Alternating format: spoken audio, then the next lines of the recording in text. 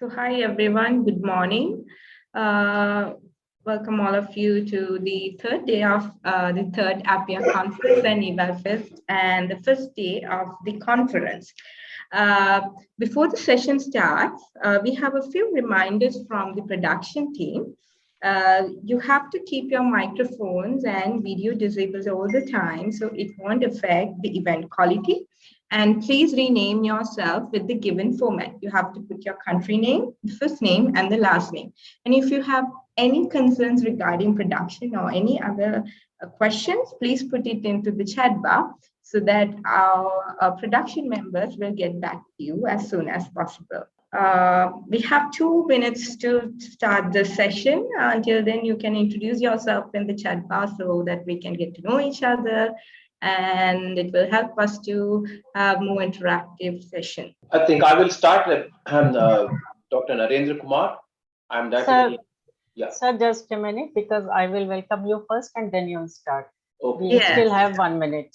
Okay, fine. I thought for the informal introduction. Fine. Yeah, I will welcome, okay, then you will start. Thanks for doing that. Thanks for. Sorry, sir, too.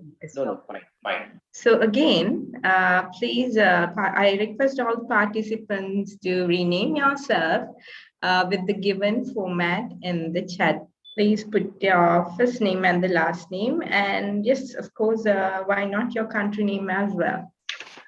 So good morning, good afternoon, good evening from the places you are joining. Now we are going to start our first technical session, leveraging partnerships for strengthening the evaluation ecosystem. A strong ecosystem depends upon developing networks and collaborative arrangements and exchange of knowledge among the stakeholders. In this context, this session is planned to learn the experience about the role of partnerships in strengthening evaluation environment in various parts of the world and challenges there. The session will be chaired by Dr. G. Narendra Kumar, Director General, National Institute of Rural Development and Panchayati Raj, Government of India.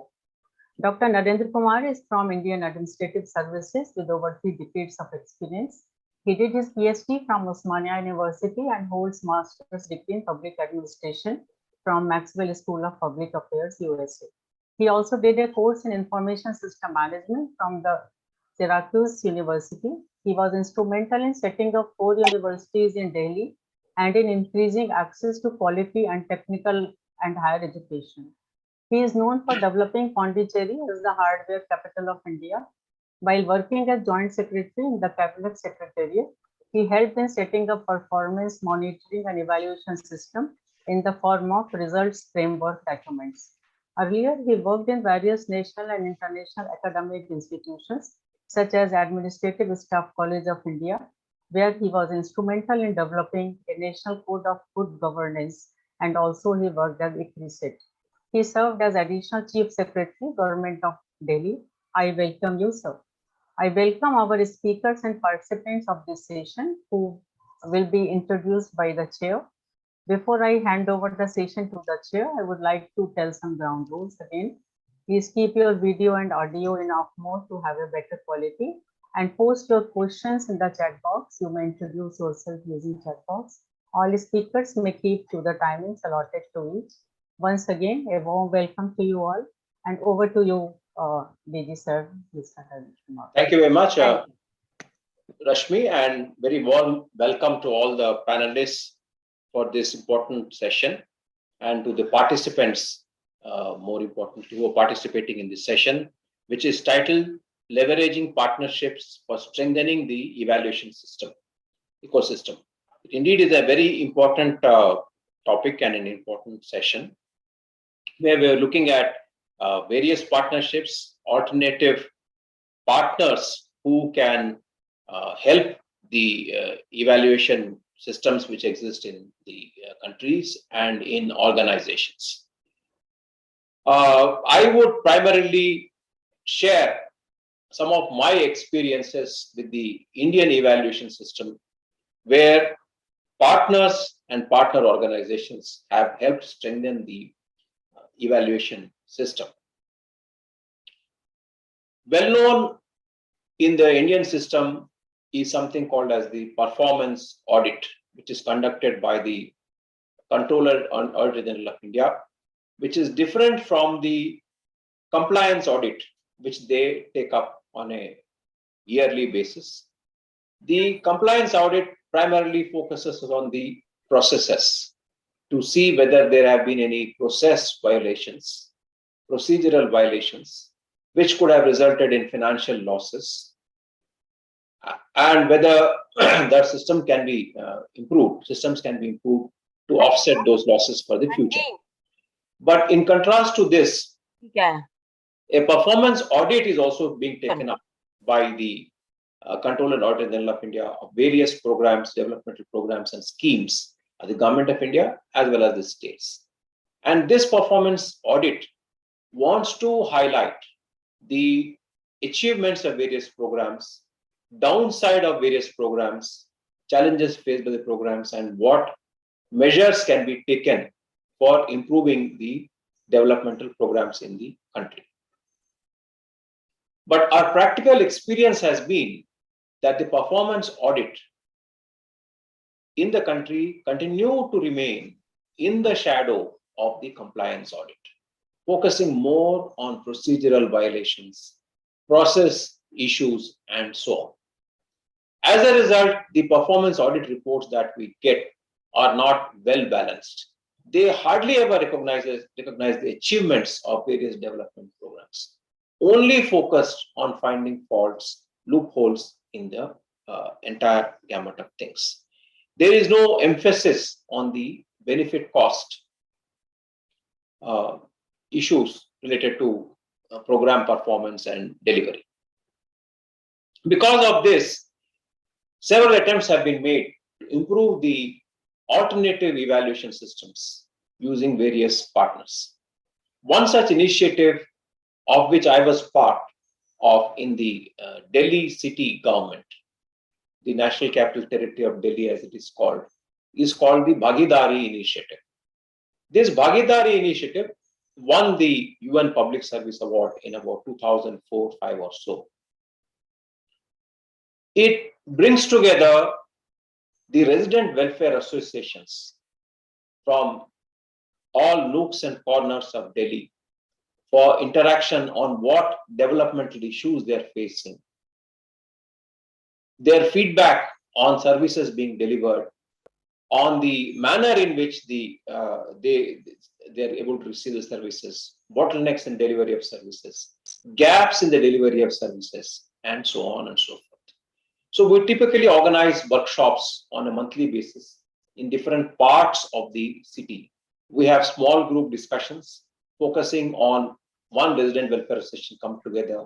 They come out with their problems, potential solutions, and so on. And then there are the larger group discussions.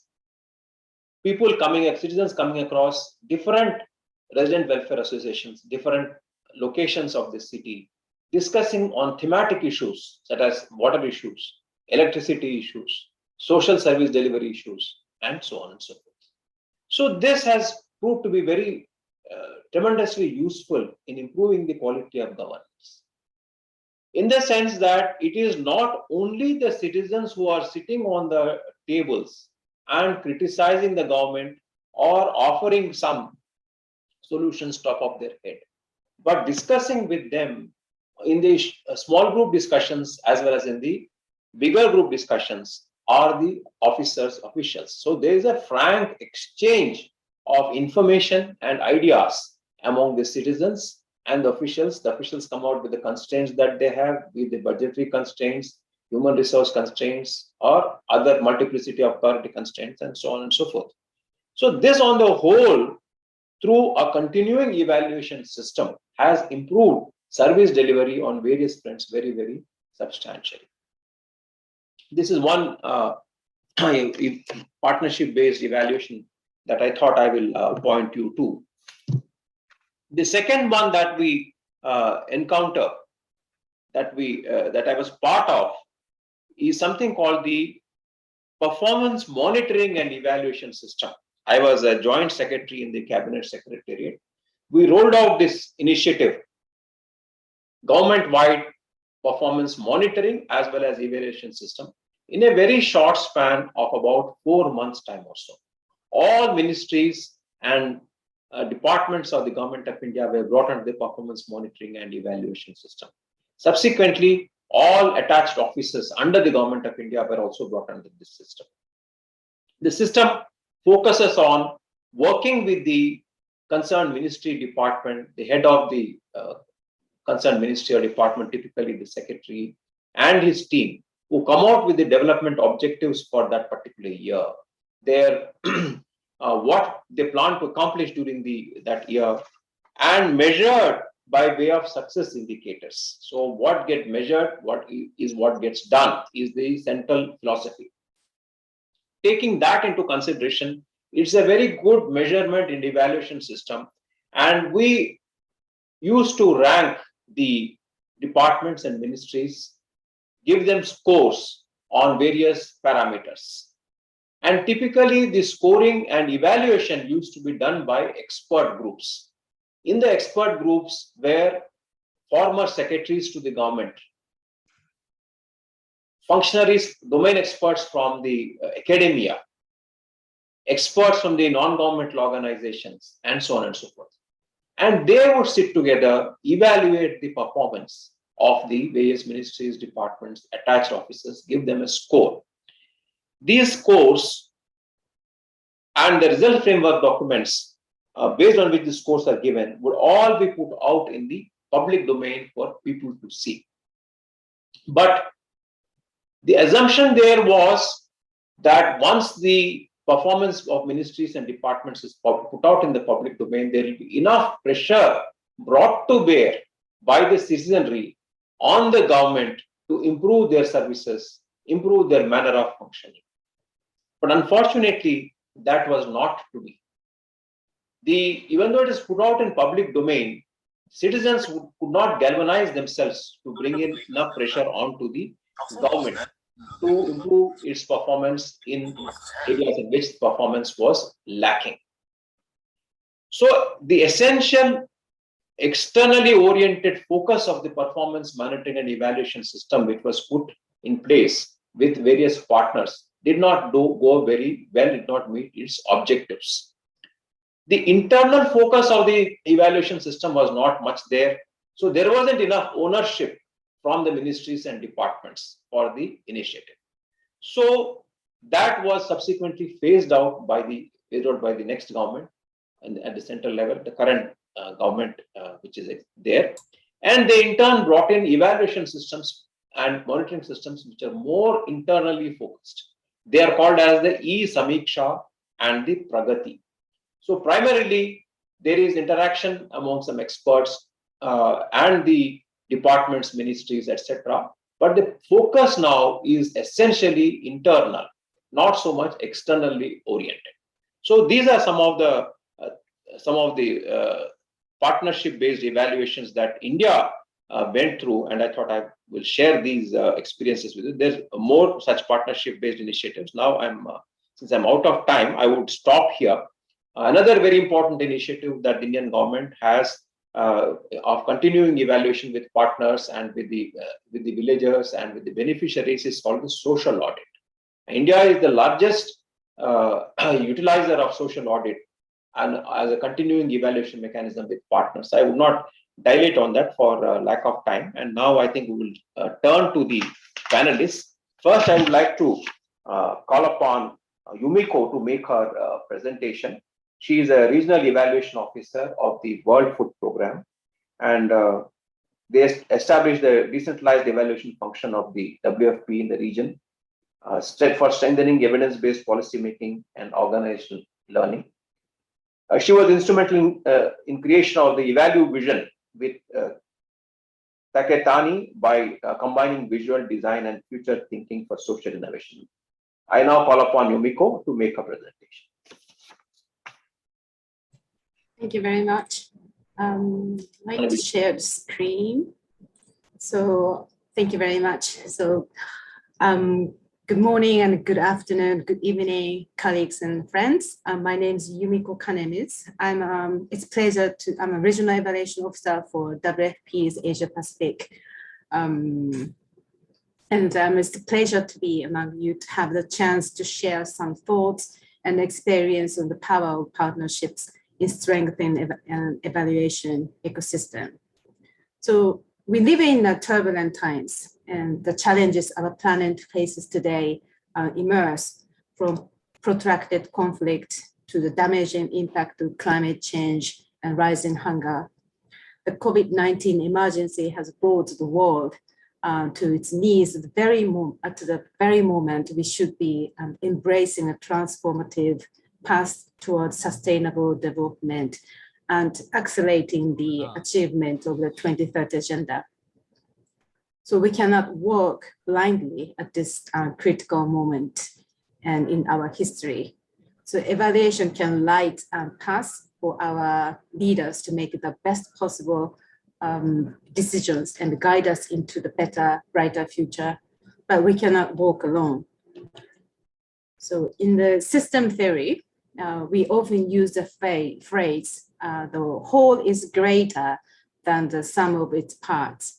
Only if we harness the power of the collective can evaluation reach its full potential and steer us on the path we envisioned 7 years ago. This is certainly true for WFP evaluation function, where, as you can see from the graphic on the screen, we are working closely with the various partners from various spheres to build and extend the evidence community, including global evaluation initiatives, Eval Partners, ALNAP, UNEC, and Eval Forward, to name a few. In the Asian Pacific region, WFP continues its dialogue with the national governments to enhance their understanding and appreciations of evaluation, including through strengthening interagency collaboration and government engagement in evaluation with the United Nations Sustainable Development Cooperation Framework, UNSDCF. For this evaluation, WFP and interagency partners conducted active training and standardized interagency evaluation training curriculum. But if you allow me now to highlight the way which the power of partnerships can strengthen our evaluation ecosystem with some concrete examples.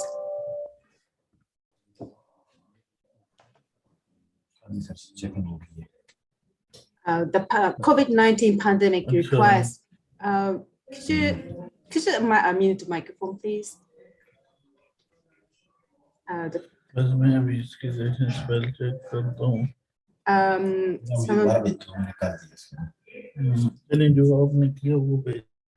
Okay.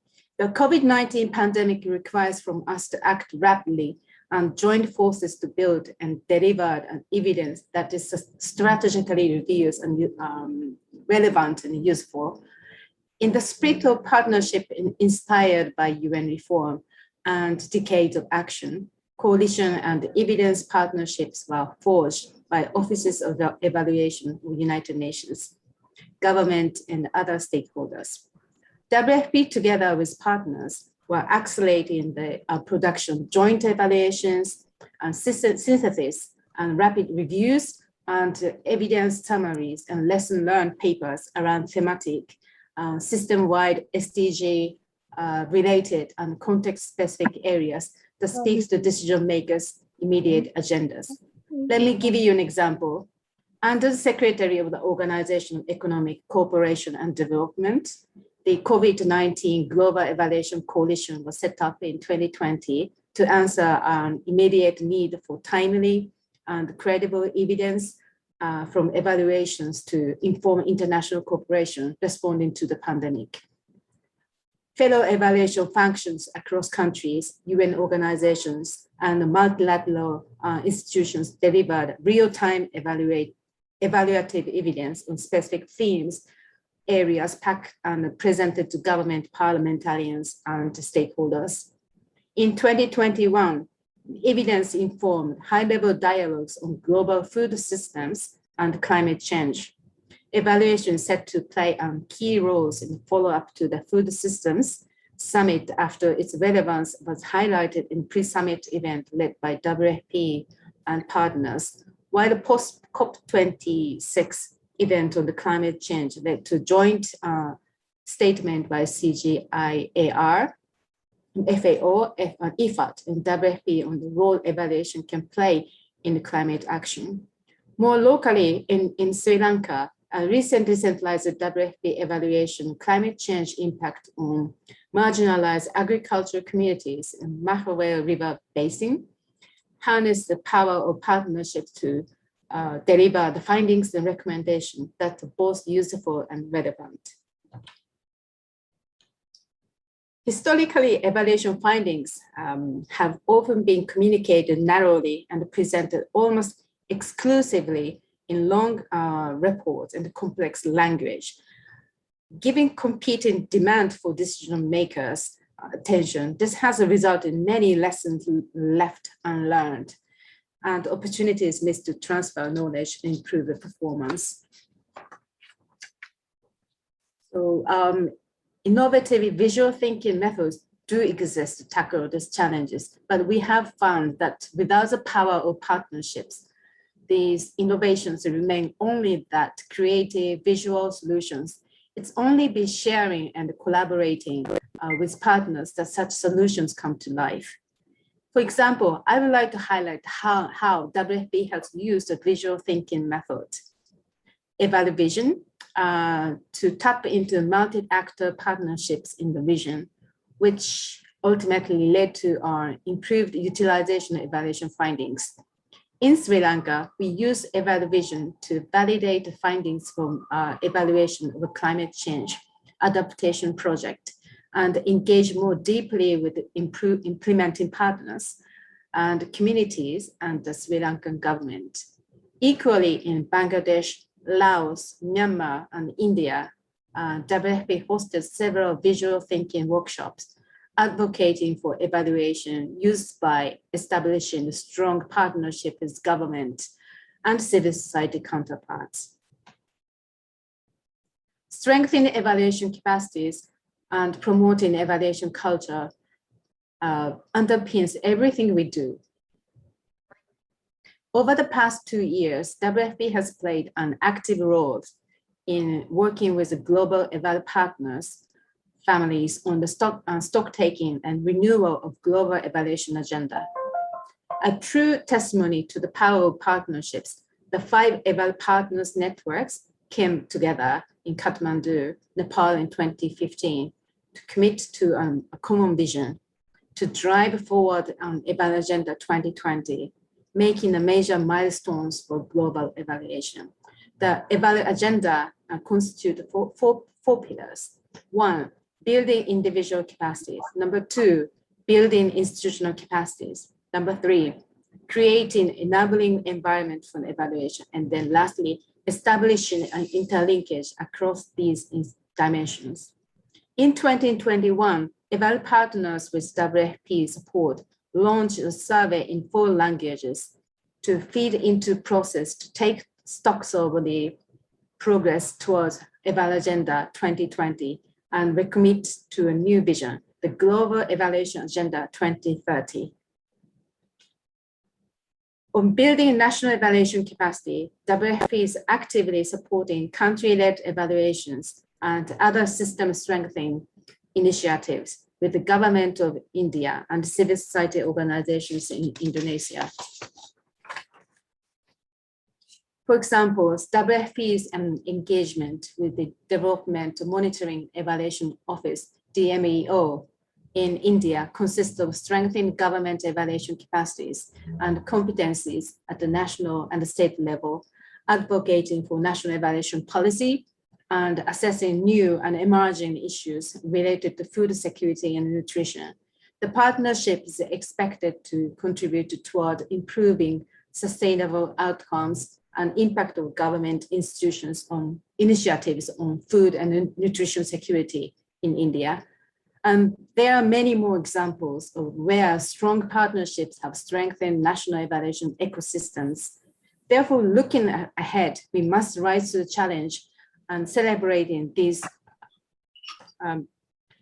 Looking ahead, we must rise to the challenge and celebrating these successes, such as advancing robust national evaluation policies and systems across the Asian Pacific region, including the important work to involve parliamentarians to build an evaluation culture, but not without recognizing that the road to 2030s may be long and rocky if we fail to connect in the spirit of true cooperation. Thank you very much. I would like to call upon Neeta Goyal to make a presentation. Before that, I would like to give a brief introduction about Neeta. Dr. Neeta Goyal is the Senior Program Officer, Measurement, Learning and Evaluation at the Bill and Melinda Gates Foundation. She manages a portfolio of evaluations of the foundation's work on sanitation, financial inclusion, health interventions, and initiatives to strengthen the data and evidence ecosystem in India. Neeta is passionate about enhancing program quality and effectiveness through evaluation, and has been engaged in the design, monitoring, and evaluation of multi-sector development interventions for the past 20 years. She holds a PhD in child studies from Rutgers University, USA. Neeta, stage is yours. Right, sir. Good morning, friends, or good evening in whatever time zones you happen to be. Our topic today is about leveraging partnerships for strengthening the evaluation ecosystem. And I find that my esteemed co-panelists are speaking from their very rich experience on the what of partnerships and strengthening the ecosystem. So I wanted to spend a few minutes with you reflecting on the how of these partnerships and the strengthening of the ecosystem. I'll confess that the Gates Foundation has recently embarked on a journey of DEI journey, by which I mean diversity, equity, and inclusion, to strengthen our own relationships and to rethink our partnerships, both with the organizations that we work with, but also the communities we serve. And our early conversations have been a good way for me to think about what we could do around strengthening both our partnerships and therefore our evaluation ecosystem. So my first reflection is around how we work as evaluators. And drawing from my own experiences, I find evaluations are often conducted in silos despite all of our best interests, intentions, and goodwill.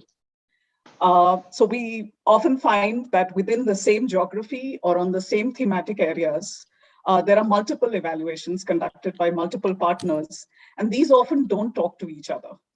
So perhaps you have been in situations where you find evaluations with divergent findings in the same geography or on the same thematic issue, and have been puzzled by why the results should be in this way. Oftentimes, there are valid reasons for this to be the case. It's just that we don't spend a lot of time trying to figure out why is it that these eval findings are diverging? What can we learn from these divergences? And also, how can we build upon them? So I think one call out is if we could be better at working together in terms of designing, planning, and synthesizing, so that we can be a more powerful voice on behalf. Neeta, you are muted. Neeta, you're muted. Thank you so much. I'll repeat the last thing that I said. So I was wondering if we could work across organizations and work together to design evaluations which are more coherent in how they're designed and which talk to each other, so that we're not puzzling each other and the stakeholders that we work with, and are a stronger voice on behalf of the communities and the vulnerable groups whose voices we represent. My second point has to do with these vulnerable groups.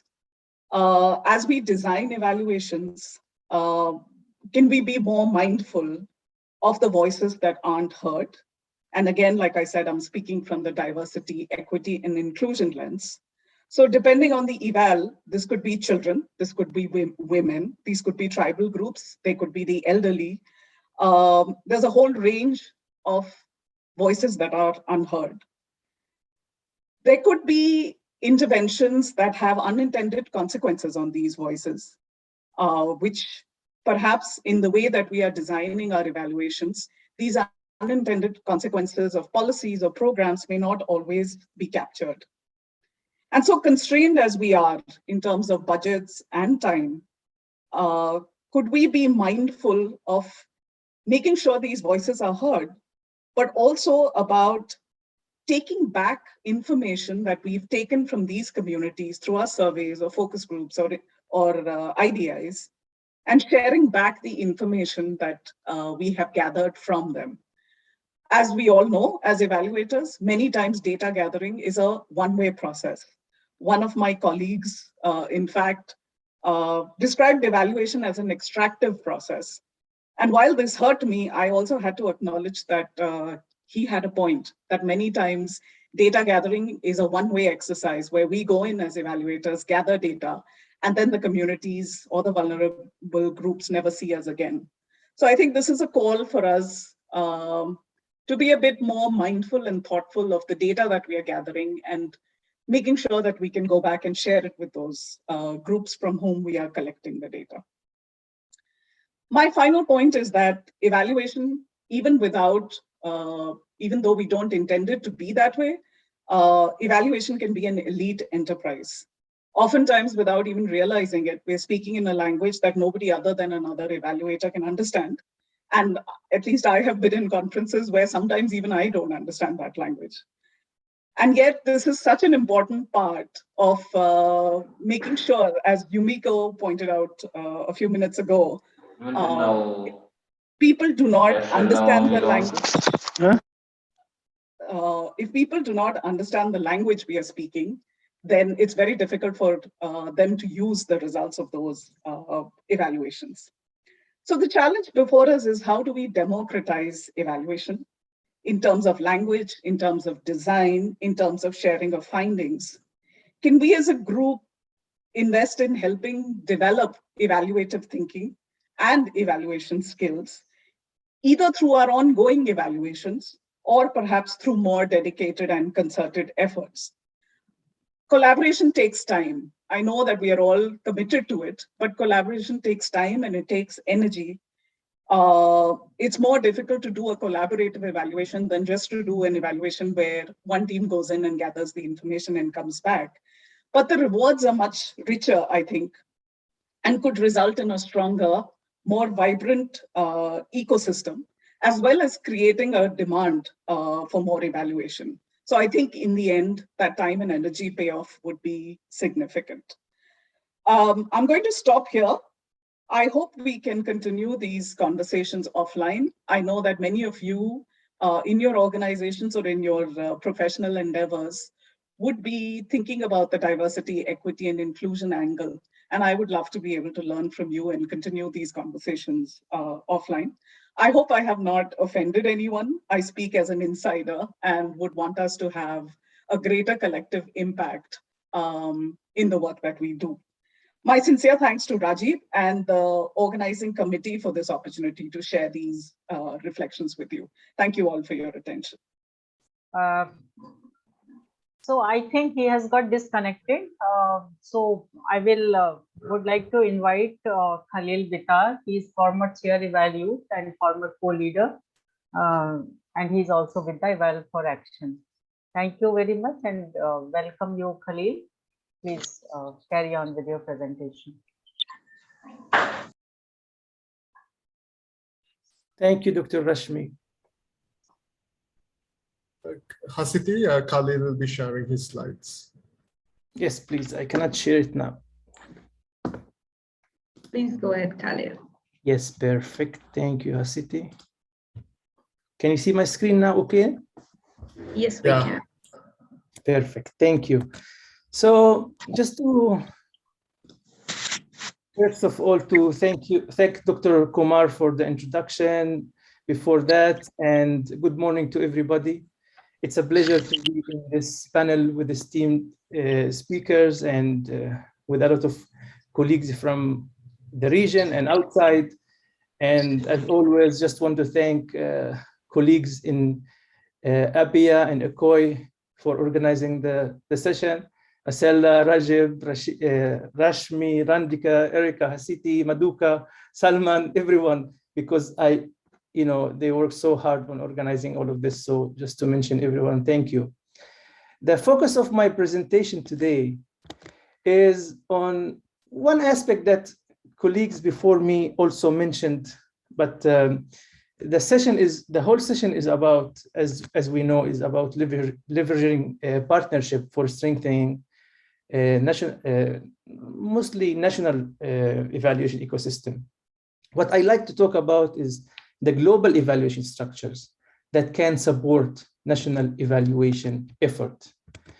And I start with this title, that one flower doesn't make it spring. And it follows so much something Marco Sigoni, the director of evaluation in UNFPA, always says about letting a 1,000 flower bloom. And I think it's very appropriate for our session about partnership and how as an Arabic proverb, we say one hand doesn't clap. So partnership is important.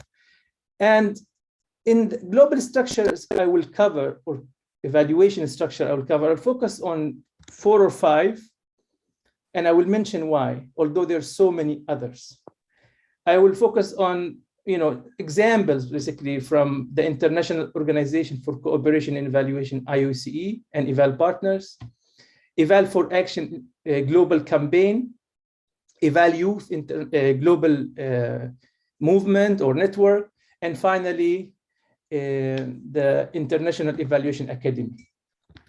And the relevance of these to our topic, and when I talk about global evaluation structure, just to define it a little bit so everybody knows what we're talking about a structure or entity that is a global in nature to support promoting evaluation and accountability. In terms of relevance, first of all, these structures and indeed ecosystems, whether national or regional, exist not in a vacuum, in a connected and interconnected world. And that's why for the evaluation field or discipline or profession or science, if you want to call it, no one can really accomplish everything alone. And partnerships represent a prerequisite for meaningful change. Second is the practicality of it. These structures, I'm not talking about theory, I'm talking about the practical organizations and entities that have proven history and track record since the year 2000 on, and working alongside voluntary organization for professional evaluation, VOPEs, and other entities in different countries and stakeholders in different countries. So it's a practical. They also have very important tools that maybe some people know of them, not everyone. So this is something I also want to highlight. These important tools sometimes are also closed kind of to certain people. It's very much also connects to what Nita said about elitism in evaluation in the global structures as well, but I will touch on that a little bit later. And finally, because I myself have familiarity with them, have been with these organizations or other in different roles, so, and also have been in the Palestinian Evaluation Association and the Middle East and North Africa Evaluation Association. So at both ends kind of.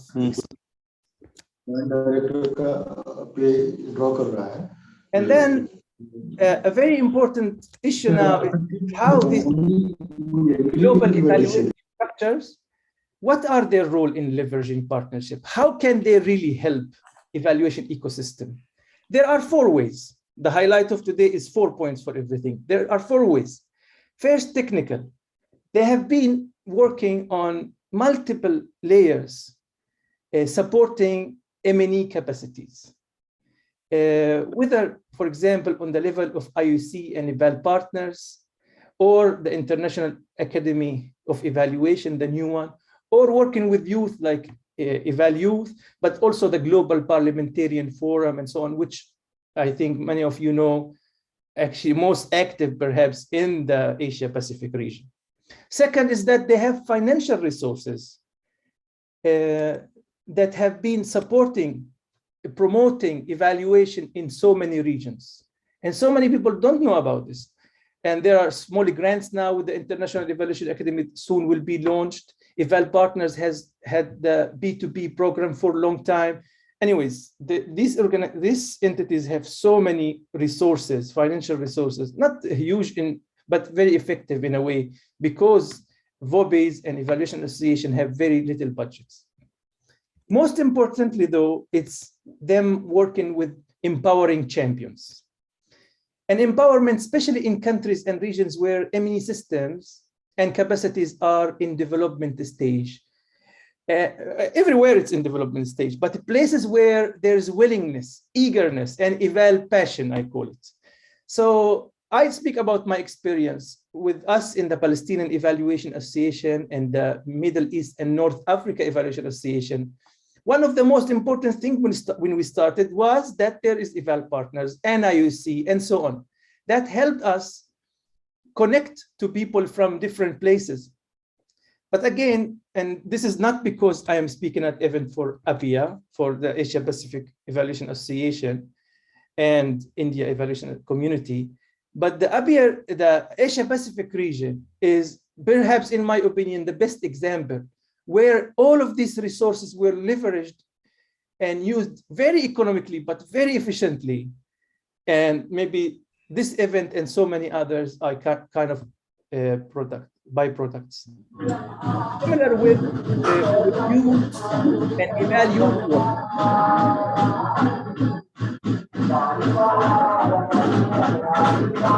Some noise, Khalil. I couldn't speak before, but now there's a whole party there. So, so as well as working with youth, this is that we're talking about champions, and working with youth through Eval Youth, for example, was an excellent example. So I give a few examples from my region, from your region, and also kind of cross-cutting with youth. And finally is the connection, the networking, the visibility that these entities can help national evaluation systems, not only evaluation association, but to have with other countries, other regions, parliamentarians, along with government officials, as well as through the UN agencies and with the UN agencies working on the SDGs. All of this before these structures, it was very, very difficult. For example, my colleagues before me, one from WFP, UN agency, one from very important philanthropic organization. So this kind of, and we are, hosted by kind of this is structure that allow us to speak. This was not available yet. Private sector is not so much involved as UN agencies and the civil society, but still, we will mention a little bit later now about the challenges, but also opportunities. So the first point is that despite success and all of that, there are some challenges, which are in themselves opportunities, not to beautify the words, but they are really opportunities. First, there is elitism, what my colleague Nita spoke about. There's elitism in language. Everything is English and other colonial languages. And this is important because things are changing. For example, in Eval Youth, things were changing. Eval for Action started to use languages in different regions. But we have to work together. We cannot say about leveraging systems, leveraging system without really working together in different languages. So very quickly, I see my time is almost up.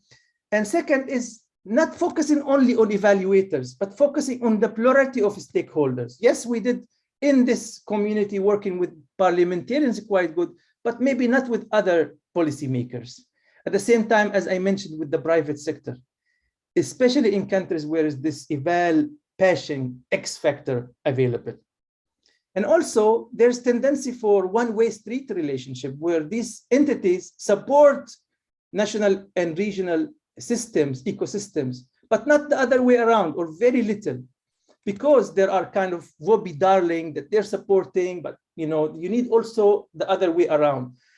This reciprocity is very important for both sides. And finally, the project versus program orientation. Right now, from my experience, this 10 years with these different entities, I say there are lots of focus working with ecosystems in different countries and regions, focusing on certain projects. Let's do this project, but not a program. Yumiko showed a very good slide about the International Global Evaluation Agenda, Eval Agenda, 2016 to 2020. That was a great effort in this regard, and Eval Partners is working on this, but also now International Evaluation Academy, Eval for Action, and so on. And finally, just want to end with these 3 statements that kind of summarize what I said.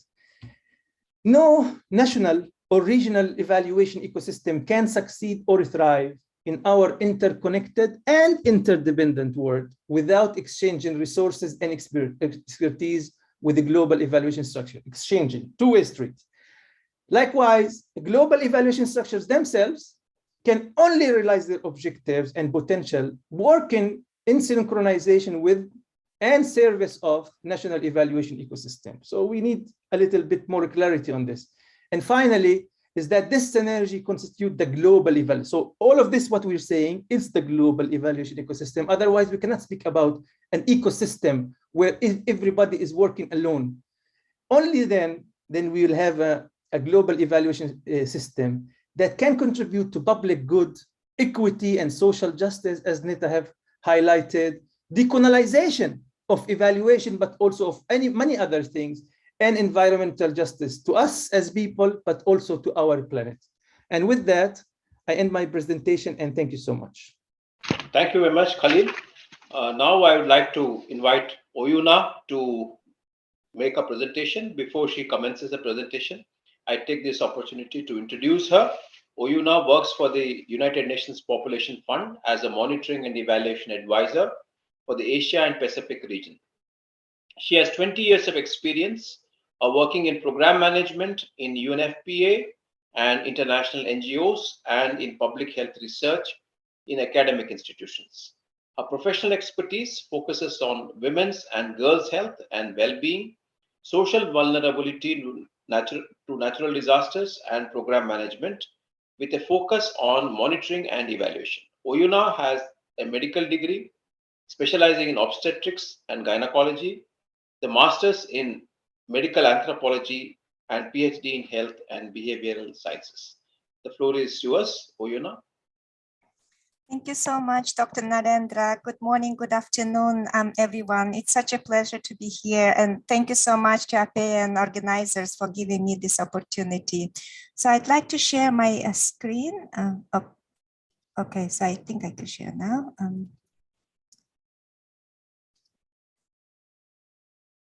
Can you see it okay?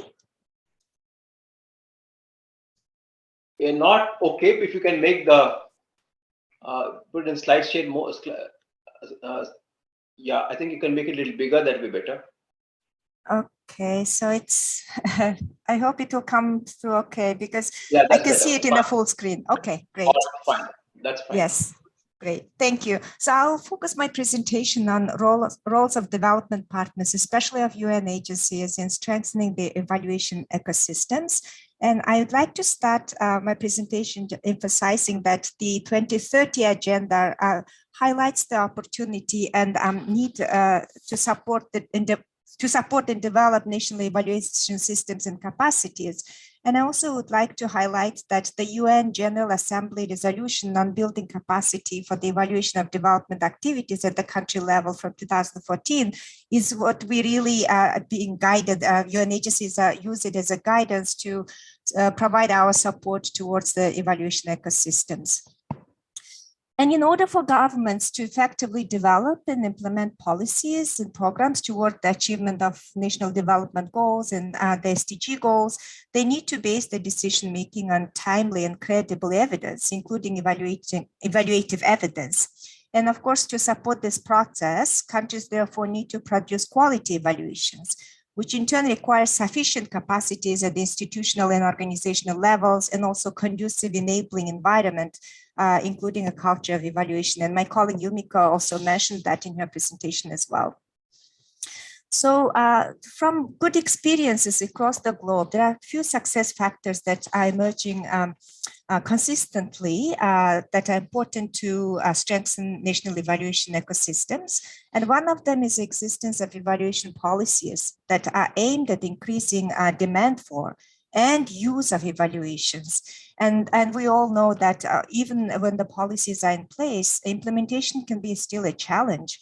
And translating evaluation policies into practice involves development of several elements of a system that needs to be built progressively. And these usually require long-term and consistent support from all different stakeholders. And some of these elements that were important success factors were having independent government agency mandated to evaluations, funds allocated to evaluations, and strong engagement of government parliamentarians, and especially strong leadership of active WOPEs and leadership at all levels, including not only political, but also management and technical level, and across all various partners involved. Demonstration of usefulness of evaluations to generate interest and political support to further develop evaluation ecosystems, linking with policy and program planning, decision-making to achieve SDGs is consistently emphasized. And here I would like to highlight that the importance of starting to do evaluations to demonstrate their potential even before all elements are in place is very important, because these useful evaluations can generate interest and political support to further develop the evaluation ecosystems. And of course, these different experiences show that governance is also very important, especially transparency and participation practices, and Nita talked about inclusiveness, diversity in evaluation processes, and government management practices, which are results-focused, evidence-based, and evaluation obligations attached to donor funds as well. And this is just to highlight that many stakeholders are engaged in developing evaluation ecosystems, and all our three presenters talked about it, and Khalil brought it from the global perspective. And here I just would like to focus more on UN support to strengthen national evaluation ecosystems.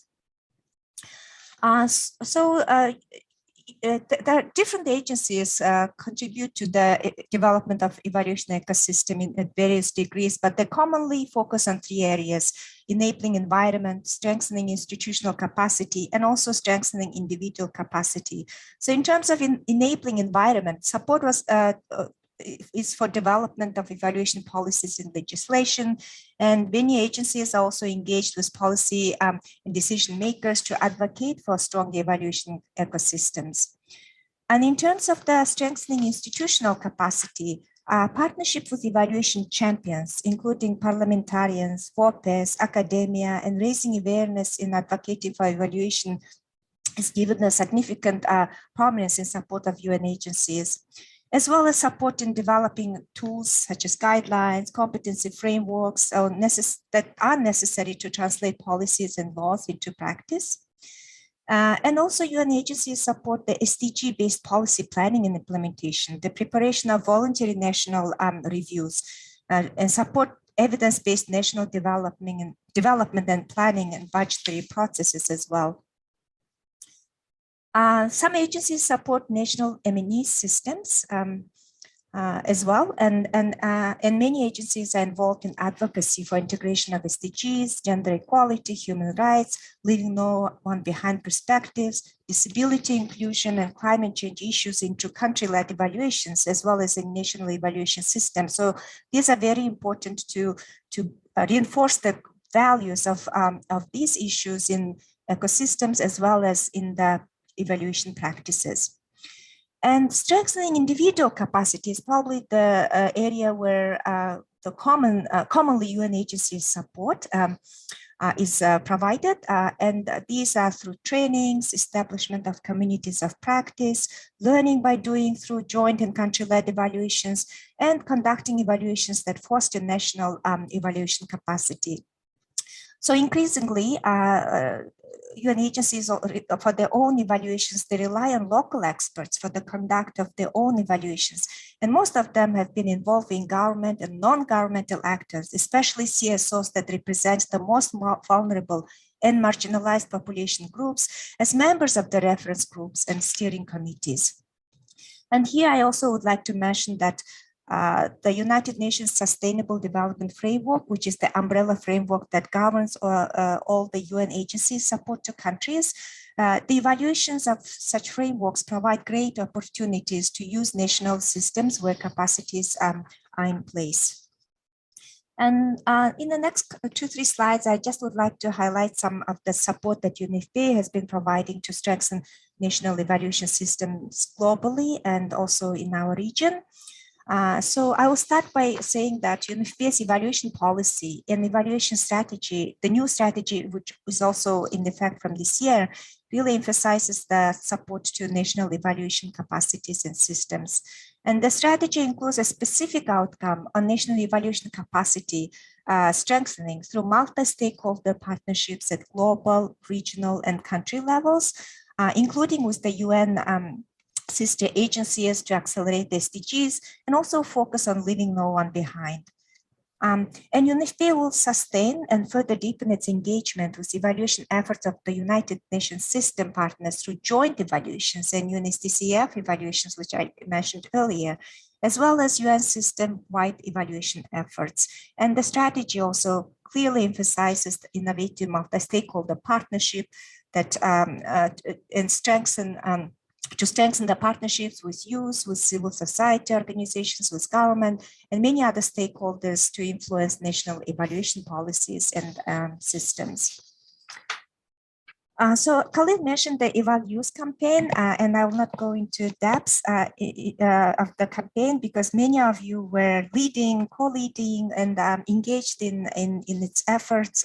But I just would like to highlight that this global campaign, which is co-led by Eval Youth Global Network, Global Parliamentarians Forum for Evaluation, and UNFPA, really seeks to enhance the role of evaluations in accelerating the 2030 agenda and also response and recovery from COVID-19. And the campaign engages the regional and national partners for mobilization, dialogue, and action on influential evaluations. And that was built on the prior partnership with Global Parliamentarians Forum on Evaluation to really strengthen demand and use of country-led evaluations by policymakers, as well as with Eval Youth for meaningful participation of youth in evaluations to bring together demand and supply of country-led evaluations. And also UNFPA have been advocating for and with young evaluators to increase youth engagement evaluation in evaluation and building capacities of evaluation networks and youth in evaluation. And also through its country program evaluation practices, we also try to support and have been supporting national evaluation capacity development, especially engaging young and emerging evaluators in our country program evaluations, and also engaging various national stakeholders, including CSO and academia representatives in the evaluation reference groups. We also provided technical support to UN SDCF evaluations in all regions, and especially in our region. We have the UN evaluation group that consists of 11 UN agencies, and UMICA and I are part of that. And through our joint efforts, we also support UN SDCF evaluations with quality assurance process, and it's a very good joint effort that that also aims to strengthen the national capacities of national evaluators who are engaged in the UNSTCF evaluations.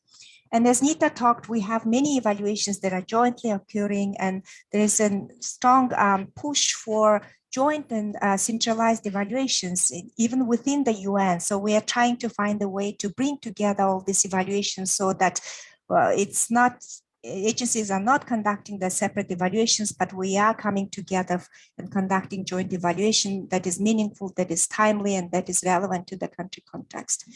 And in Asia and the Pacific, we also have been partnering with the Asia Pacific Evaluations Association to develop guidelines for strengthened evaluation capacities and develop training module on career development and monitoring evaluation, and also organizing virtual awareness sessions for regional bodies on the professionalization of evaluation. And you can see some of the products we jointly produced in the past year on the screen as well. So this is the end of my presentation, and here are the references I've used in my presentation. And I really would like to hear some of your ideas and thoughts how we could further strengthen our support to national evaluation ecosystems in the region. So thank you so much for listening. Over to you, Thank you very much, Oyuna. Thank you very much. Now it's Sharon. Sharon's brief bio goes like this. Sharon combines expansive experience of over 18 years in research and international development with over 7 years in the field of digital financial services and financial inclusion. Sharon is deeply passionate about finding effective solutions to promote enterprise growth and development and realizing the untapped potential of micro and small businesses. At LEAD, Sharon focuses on bringing the right combination of talent, expertise, and stakeholders together to ensure that investments and efforts are perfectly aligned with the desired goals. Sharon holds significant expertise on how to leverage co-creation, collaborative processes, as well using the power of data from ground up can improve socioeconomic outcomes for individuals, households, and enterprises. She has in-depth knowledge in right fit research methods and significant experience in the domain of financial capabilities and well-being and small business and entrepreneurship development.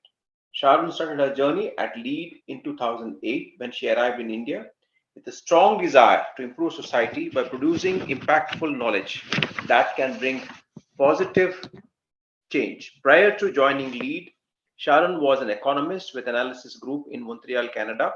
Sharon holds an MSc in economics from Université de Quebec at Montreal, as well as an MA in social research methods from London School of Economics. I'd now like to invite Sharon to make a presentation. Thank you, sir. Can I share my screen now? Yes, please. Thank you very much. I'm actually from currently in Montreal, so I have issues putting with my background. Let me share the window. Okay, great. Thank you very much for this opportunity to collaborate. Is this clear for everybody? Hello? Yes. Yeah, if you can put it on slideshow mode, that would be better. Slideshow. Yes, okay, perfect, great. Okay, perfect, great. So thanks for the opportunity to presenting at this event. I think it's wonderful. It's always a daunting task to be the last, but it's always interesting because I can integrate insight and adapt sort of like my presentation. Although it's hard to catch because I think they were prestigious ones, but I'll try. So LEAD is an organization in India where we do a lot of work where USP is actually collaborative effort. So in a sense, I always describe LEAD as sort of like that adapter. For example, when people have a fancier laptop or a Mac top and you want to go in a rural area in India which doesn't have the right points or right touch, you always maybe need an adapter. It's a small thing, but it's an important component to make sure that everything is connected together. So LEAD has been sort of like at the forefront of always building these synergic partnerships. And in terms of integrating sort of like these partners at the offset in the research and the evaluations we do. So we on the ground, we do a lot of really sort of like in-depth granular insight on ground research, as opposed to some of the previous panelists who have done a lot of work, for example, from the international level in evaluation comparison. I thought of bringing the perspective of sort of like more a ground perspective and doing sort of like what we do from an action-oriented perspective. So one of the key things, and I think everyone would acknowledge, it's becoming increasingly complex to understand why and how things are happening and what to do about them. So I think complexity is one of the key aspects in the way we view the world and the way we evaluate the world also sort of like has to adapt to these more volatile and dynamic methods. So a lot of the work we do, especially in terms of sometimes even evaluations, I think would be one of the static aspects. And some of the panelists have already sort of like elaborated, and sometimes it could be sort of like an individual exercise or even an extractive one. And how do we convert to the more collaborative one if we're actually going to have evaluations that go towards a more solution mindset? So for this, I guess everyone elaborated. You need to integrate perspective from various actors. And we need to make sure that within the evaluation and the thinking process that the solutions that we're deriving are actionable, sustainable, and really have the desired outcome and ultimately the impact we want. So within that concept, I wanted to highlight an aspect of more a transversal research lens, where you can buy knowledge from different scientific disciplines. With that one, of the public and the private sector stakeholders who also have actionable knowledge that is well integrated, and as well as the citizens. I think that's important because when you want to implement solutions, it's very important to integrate the people who will actually be sort of like adopting the solutions that you're going to bring about. So it's easier to integrate them initially. And that's why I think from the partnership perspective, this is a brilliant topic for the evaluation sessions. So I just wanted to highlight a bit of sort of like a little bit of the modes and the frameworks by one who does transmedia research, and how can we implement that in practice. So I think the diversity of disciplines engaged are important, because when you talk about a lot of collaborations and partnerships, and this was highlighted by many of the panelists, it's important to have different views, different perspective. The depth of integration across disciplines. So even if you have partners, it doesn't mean that everyone needs to contribute at the same time on the same depth and at the same level. So you need to have a view, a holistic view, and also a time view of at what stage you're looking at, or evaluation of what stage you're looking at your project implementation, and as well the degree of interaction with non-academic stakeholders. I think sometimes evaluations in some portions of the research are often viewed as more like an intellectual exercise. And I think it's important that we, and I think it's not, even those who do it, it's not meant to be. But I think there's ways where we can make sure that the way we inject a lot of like innovative theory coming from academics is well, I guess, digested from the other players on the ground, would be whether it be like NGOs or government or even the private sector, who functions maybe often on a different wavelength, but are also crucial components when we talk about wanting to understand and evaluate and find solutions. Also, the composition of non-academic stakeholders. It's important that, I guess, the mix of it brings together like all the elements of what we want, like something that's actionable, something that is well thought through, something that's sustainable from the vision for that. The timing of all these engagements together and the types of knowledge that they bring to the table are also important. And lastly, I think there is sort of like an art and science of wanting to do these types of collaboration.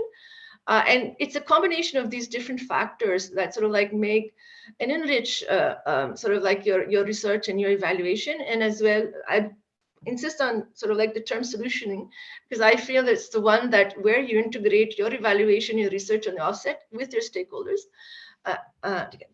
So I just wanted to highlight sort of like what are the difference, what is transmission research in terms for the broader audience. So there's more like a disciplinary research topic where everybody's aware, more academic and people look in silos. And then when you talk about multidisciplinary, is that people look in silos from the same objective, but there's still no interconnectedness. And then you have often participatory methods where there are some interactions between academics and maybe other actors in society to understand, but there's not something that ties them together. And there's often knowledge exchange without really integrating them. It's just acknowledgement and things like that.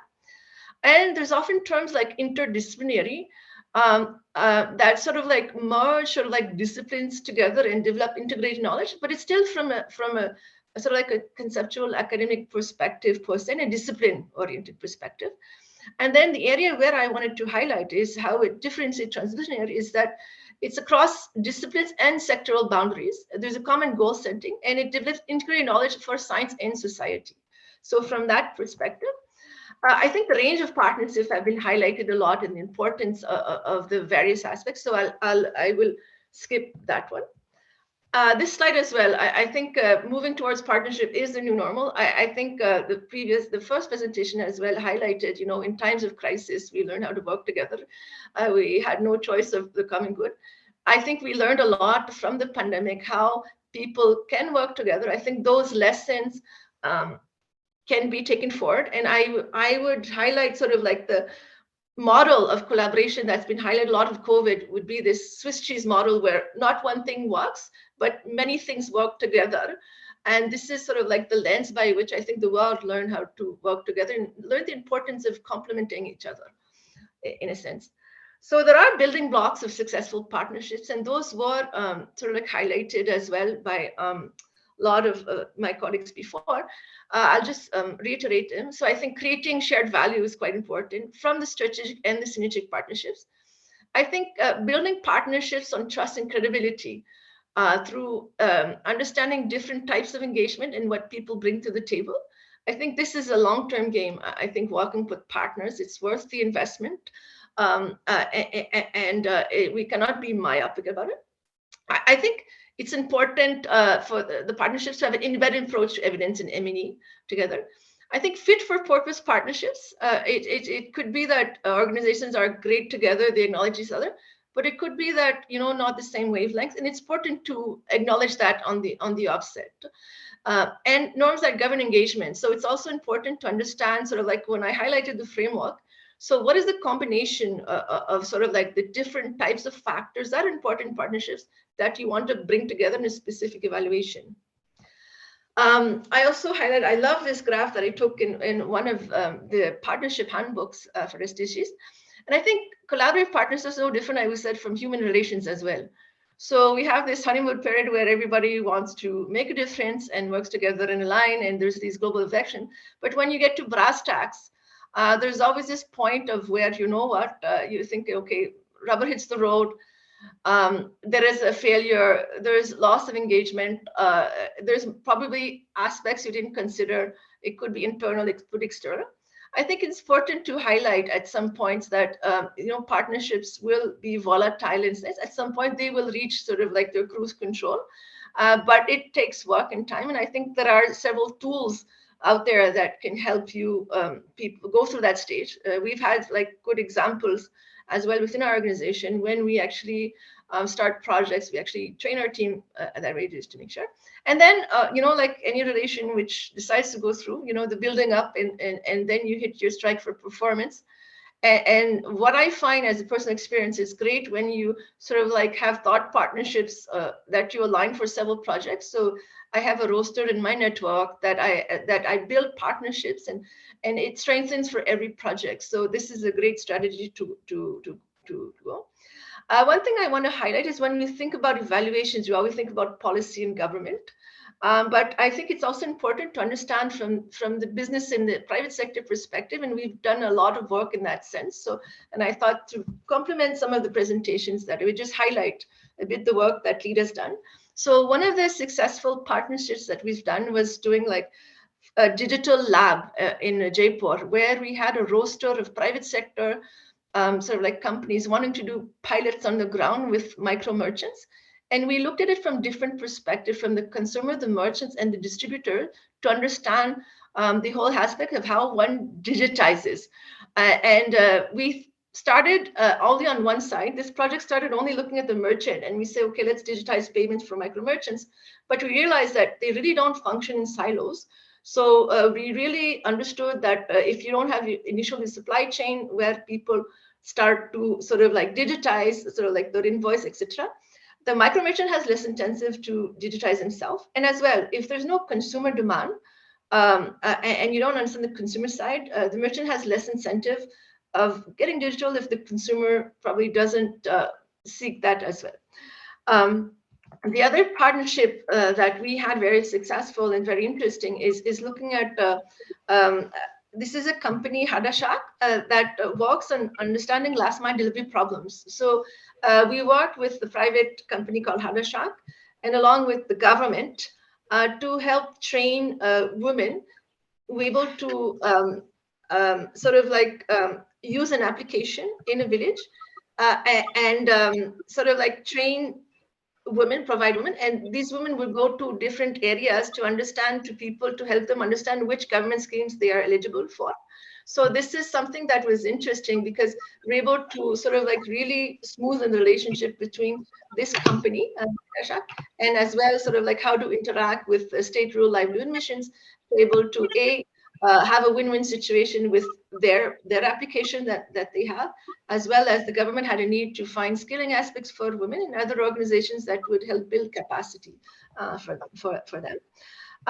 One of the success factors was a lot of conversion and feedback loops. So there is overall evaluations, but there's a lot of these iterative learning steps that were key to understanding how we can fine tune, get over, I think in the generative aspect, get over all these process type of problems to smoothen it. And that allowed us to embed on the beginning as well, a lot of interesting micro feedback systems that were micro evaluations to fine tune and help us build a much stronger overall evaluation.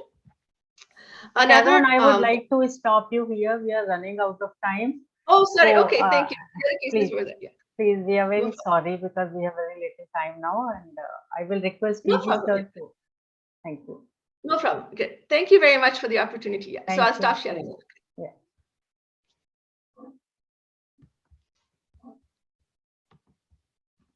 DG sir, may please.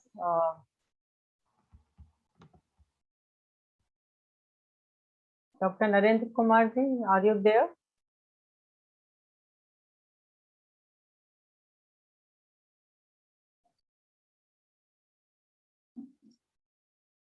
Sir, your audio is not available.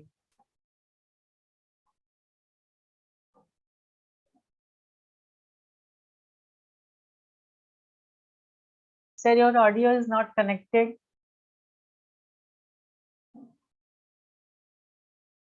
So I thank you all the speakers. They have given excellent presentations to the theme, and I think we need a lot of discussion on this, but because of very little time until the DG sir comes into the picture, I think he's there. DG sir, you please unmute yourself. Yeah, please carry on. Good day, everyone. I want to ask, when such a conference, when is it going to be organized among Europeans, Africans, and Asians? Can you hear me? Yes, sir, we can hear you. I said, I would like this kind of a conference to be organized among Europeans, Africans, and the Asians, this sort. So I want the synergies to be put in place so that the next conference of this sort will be among Europeans, Africans, and the Asians. Thank you. Anyone would like to answer this question? Any of our speakers? I can take that very quickly, Rashmi. Okay, so, please, Khalil, please go ahead. Such session actually do exist in most conferences, and you can check, for example, in June, there will be the European Evaluation Conference. I think a little bit later in the year as well, there's the African Evaluation Association conference. In November, the American Evaluation Association conference. But if you want more resources on these conferences, you can check a website called Ideas or Eval for Action. Also, they maybe not Eval for Action doesn't provide this, but Ideas for sure. And there will be sessions like this for sure. Thank you. Thank you, Khalil. And Dr. Narendra Kumar, you might be having some more questions from the audience. Please take a couple of them.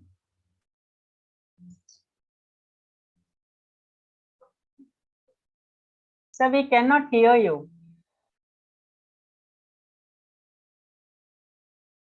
We are not able to hear you, sir.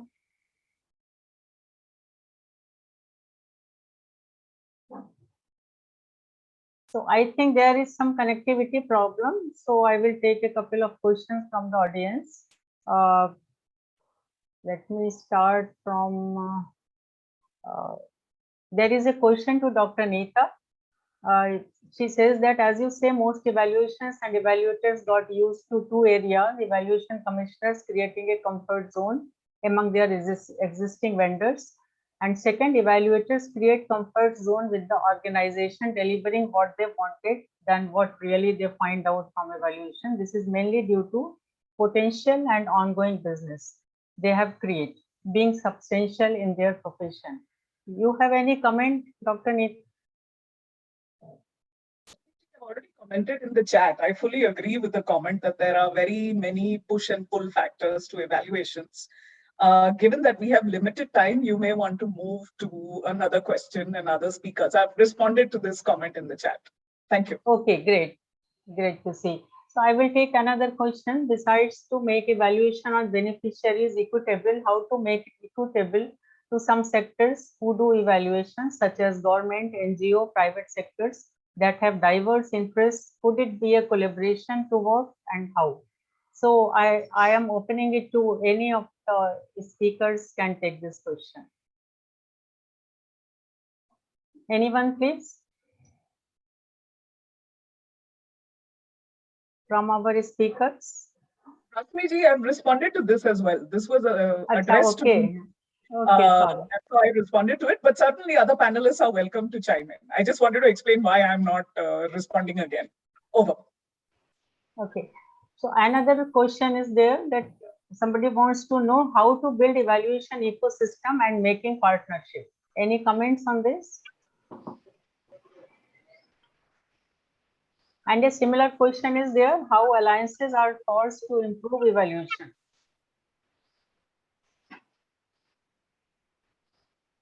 One of our speakers can take it.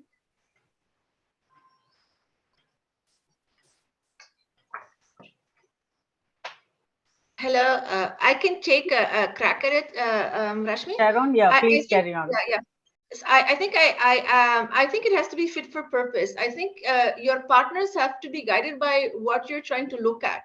I think you might have many partners within your network, but ideally they should be partners that are well suited with what you're trying to review or solve in a sense. So I would look at what are the important people. It could be in terms of domain expertise. It could be obviously, what type of people will help you with evaluation. And you probably would want to sort of like limit the type of collaboration at different stages of your project. I think I highlighted some of the framework depending on the size of your project, the duration, the level of expertise, the level of integration that would be needed from different types of partner, whether it could be some academic partners or in the field partners. So I highlighted that. I think often the type of question has to be very precise. If you think about alliance or evaluation, what type of alliance, what are you trying to solve? I think that would be important. Thank you, Sharon. Now I think Dr. Narendra Kumar is there. Can you hear us, sir? Yeah, we can hear. I can hear you. Yes, sir. Please carry on. I think it may be appropriate now to conclude and briefly, I would like to thank all the panelists for the excellent presentations that they gave and for taking time to answer the questions that were raised. Some of the key things which were raised were Yumiko spoke about the partnerships in various scenarios, such as during COVID, food systems, climate change evaluation, and so on. And the eval agenda was also discussed. Neeta was good enough to speak about the DEI initiative, diversity, equity, and inclusion, and various facets of that, on how it affects the vulnerable groups, etc. Khalil spoke about the structures, international structures, relevance, and so on. And the bottom line of his presentation was interconnectedness between the national and global evaluation systems. And one cannot do without the other, is what he tried to emphasize. Oino spoke about the 2030 agenda and the importance of evaluation systems to achieve the 2030 agenda, UN's contribution in that direction, and so forth. Sharon made a presentation, various approaches to partnership-based evaluation, and also brought out some good case studies. One of which was very impressive was about the Haqdar Shak. So of encouraging SHG women to avail government services and programs and providing training for them. So which was very, very interesting. Like this, all the presentations were very interesting and well thought through, well made. And I once again thank all the panelists for the excellent presentations, the participants for the wonderful participation, and for raising the relevant questions. So with these few words, I'd like to now conclude here. And the last item for this session is the vote of thanks. I hand it over to the organizers for the vote of thanks. Thank you very much, sir. Before I give a vote of thanks to the chair and all the speakers and participants, there is a question in the chat box from Sasan. She says that I like the idea of the ecosystem and I would like to ask, how do you see the future of this ecosystem 5-10 years down the line? I would like to say that in our closing plenary, we will be covering this topic. So I request you to join the closing plenary session on this. I am extremely grateful to Dr. Narendra Kumar for effectively bringing out the highlights of the session and putting forward his thoughts about how partnerships are effective in developing evaluation ecosystem. I am also grateful to him for agreeing to chair this very important session. I thank all the panelists to share with us their experiences in developing partnerships. A number of suggestions have emanated from the presentations and subsequent discussions in the session, which will help us in planning future course of action to this effect. I also thank all the participants who put very relevant questions and made it interactive and interesting. Once again, I thank you all, and I wish that we had some more time to hear all our speakers and participants and also the DG sir, because of their vast experiences and doing work in the evaluation field. Once again, I thank you all for being interactive in this session and making it very enjoyable and informative. Thank you very much. Thanks to all. Please join our other sessions as well. We are going to have another session shortly, and you have our program booklet. From 12:45, we have a session by Eval Partners. You may like to join, and from 2 o'clock, we have two sessions. One relates to role of YEs in building the evaluation ecosystem, and we have a parallel session along with that on transformational change and evaluation. We welcome you all to join those sessions. Thank you very much. Thanks a lot.